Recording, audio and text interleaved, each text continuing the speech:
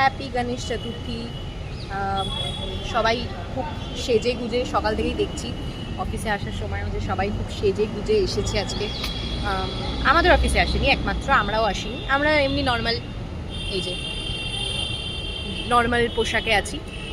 কিন্তু আমি সেজে কথা বলতে এখানে বলছি ট্রেডিশনাল আউটফিটের কথা, যে ছেলেরা কি সুন্দর পাঞ্জাবি পরে এসেছে, মেয়েরা কি সুন্দর শাড়ি পরে এসেছে। বাট আনফর্চুনেটলি আমাদের অফিসে এইসব কিছুই মানে বলেনি, হয়নি, তো আমরা সবাই নর্মালি এসেছি।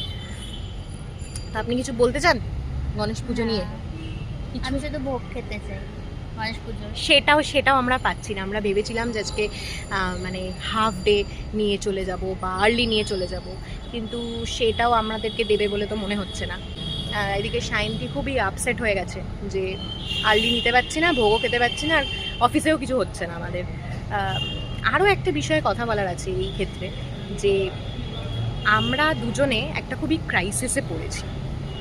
আপনারা প্লিজ আমাকে কমেন্ট করে জানাবেন যে আপনারাও কখনো এরকম কিছু ফেস করেছেন কি না। সেটা হচ্ছে, মানুষকে আপনারা কি না বলতে পারেন? মানে এক ঝটকায় ধরো আপনাকে কেউ কিছু বললো যে আমার সাথে এটাতে যাবি, বা আমার সাথে এটা করবি, বা আমি কি এটা করব, তা আপনারা সেটা কীভাবে ডিল করেন? মানে আপনারা তাকে পছন্দ করেন না বা সেই জিনিসটা করতে চান না, তো সেই ক্ষেত্রে দাঁড়িয়ে আপনারা কীরকমভাবে ডিল করেন? মানে বলতে পারেন যে এক ঝটকায় না।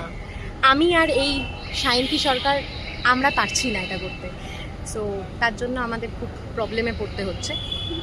তো আমাকে প্লিজ কমেন্ট করে জানাবেন যদি আপনাদের কাছে কোনো সলিউশন থাকে, এটা কিভাবে একটা মানুষকে না বলে দেবো উইদাউট বিং রুডলি। তো আমিও বলতে পারি, সেটা না, but this is for today. So anyway, bye, see you on the next video, and till then miss us.